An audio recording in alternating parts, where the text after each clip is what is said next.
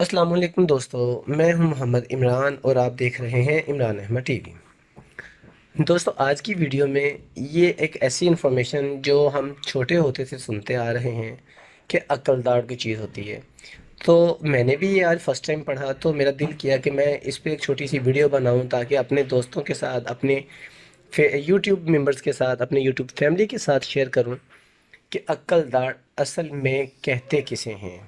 Subscribe करें Imran Ahmad TV को और बेल आइकॉन को प्रेस करना ना भूलिएगा सबसे पहले इंफॉर्मेटिव और मुनफरिद वीडियो देखने के लिए। दोस्तों, हम अल्लाह का जितना शुक्र अदा करें वो कम है कि हम अल्लाह की दी हुई नेमतें जो इस्तेमाल करते हैं वो जिनके पास नहीं हैं उनसे पूछें।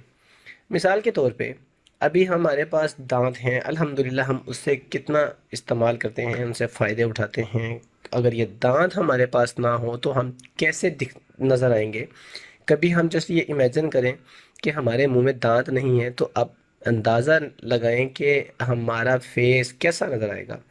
अल्लाह की दी हुई हर हर नेमत अल्हम्दुलिल्लाह बढ़ चढ़ के है, जिसका हम शुक्र नहीं अदा कर सकते। तो दोस्तों, आज की वीडियो में मैं आपको बताऊंगा कि अक्ल दाढ़ को अक्ल दाढ़ क्यों कहा जाता है। बचपन में आपने अपने बड़ों के मुंह से ये ज़रूर सुना होगा कि अक्ल दाढ़ बड़े होकर निकलती है, और जब ये निकलती है तो बेहद तकलीफ़ भी होती है।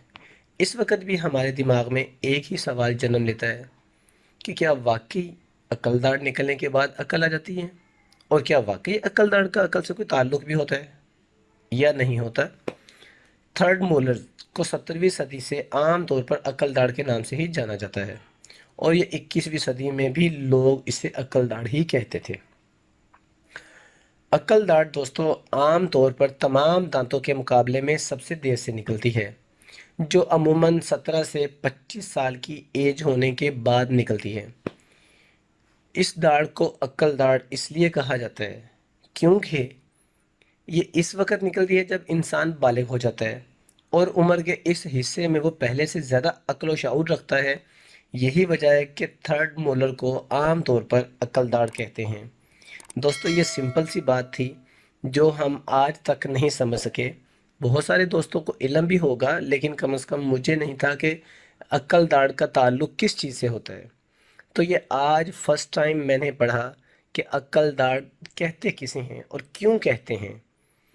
तो उम्मीद है कि आपको मेरी वीडियो पसंद आई होगी। इसको शेयर करें अपने दोस्तों के साथ ताकि उनको भी इसका इल्म हो सके, और मेरे चैनल को सब्सक्राइब ज़रूर कीजिएगा और आपको ऐसी इंफॉर्मेशन वाली वीडियो पहुंचती रहें।